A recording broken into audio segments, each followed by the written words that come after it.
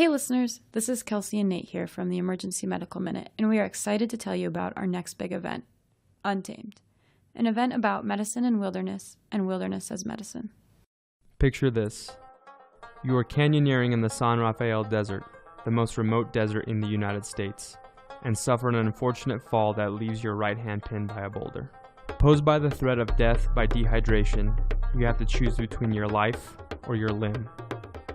Our keynote speaker, Aaron Ralston, portrayed by the film 127 Hours, was in this exact position.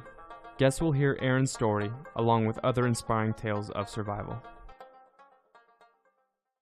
Guests will also hear from a panel of medical experts on how to survive the wilderness and embrace it as a form of medicine. Tickets and event information are available on our Facebook page and website, emergencymedicalminute.com. You guys, I thought I would do a medical minute about ECMO because I'm involved at some ECMO meetings today. So we do ECMO at Swedish. We don't do a lot of ECMO, and part of it is just to develop an ECMO program, there needs to be kind of champions and like an organized structure around it. But Swedish is sort of the perfect place to do ECMO. We have a huge ICU. We have a lot of respiratory failure patients.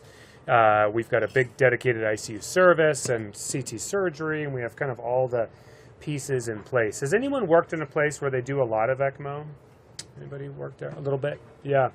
So ECMO stands for extracorporeal membrane oxygenation, and think of it as kind of like a little bit like cardiac bypass. And basically it's a way to use a machine that looks a little bit like a bypass machine but simpler to oxygenate blood outside of the body or extracorporeally, okay? And so we see it a lot in neonates. ECMO is used a lot in children with very severe, neonatal respiratory distress syndrome and things. But it's also used in adults. The kind of hot, sort of cool thing in emergency medicine is doing what's called eCPR, which the E stands for ECMO CPR. And in places that do a lot of ECMO, they actually will, everybody who comes in with chest compressions basically gets put on ECMO, which is a very difficult program to stand up. And I'm not sure that we would ever really do that. I'm not sure that any place in our city really has the service or volume of cardiac arrest patients to really to do that. To do that, that means you have to have like an in-house perfusionist. So the people who run the bypass machines have to be sleeping here all night, which is probably just not feasible at most centers. But that is kind of the cool thing. And interestingly, the place that does that the most is Paris, France, where they actually do it in the field. So they do, yeah, it's crazy. So they have this thing called SAMU, which is their EMS system. And SAMU has physicians on their rigs.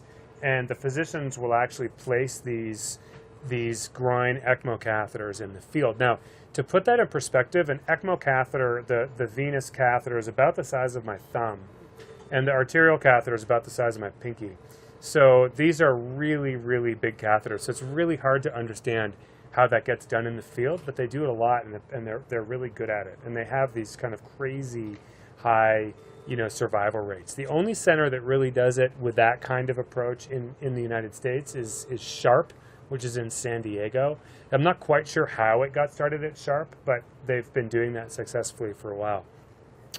You can think of ECMO as sort of coming in two flavors. You have the most common kind that we use here, which is VV or Venovenous ECMO, and then VA or venous arterial ECMO. And Venovenous ECMO is the one that we would do, and there's a lot of opportunity for that. That's basically indicated whenever you can't oxygenate somebody. So think of the influenza of 2017. We did a bunch of ECMO cases for that, and I think we probably should do a lot more of that. Part of the issue here is that oftentimes people don't call or think about ECMO until the patient's like in renal failure, altered, on 5 pressors, proned, 20 of PEEP, and FiO2 of 85 or something like that. Really, you want to start ECMO really early on these people. And the CT surgeons put in the ECMO catheters. They go to the OR with a perfusionist, and the catheter kind of sits up in the subclavian vein, and basically it sort of sucks blood in the SVC, and then the end of the catheter is usually down in the RV or in even the pulmonary outflow tract, and it sort of pushes it back out. So think of it as like taking it out, running it through the circuit, oxygenating it, and then pushing it out.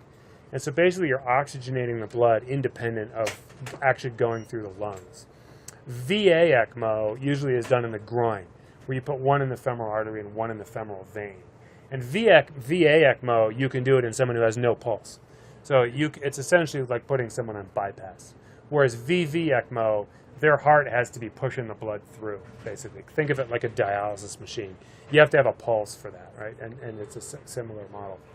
So more to come, as we're excited. I was at a big meeting today with CT surgery and with the ICU folks and the ICU nursing team and everything. And I think we have a real opportunity here, which would be exciting for the ER, because this would be kind of a new, option that we would have for some of our sick ARDS patients. And who knows? We'll see what happens with the flu season. But the flu season is usually when ECMO is used, because we are mostly using it for these terrible pneumonias.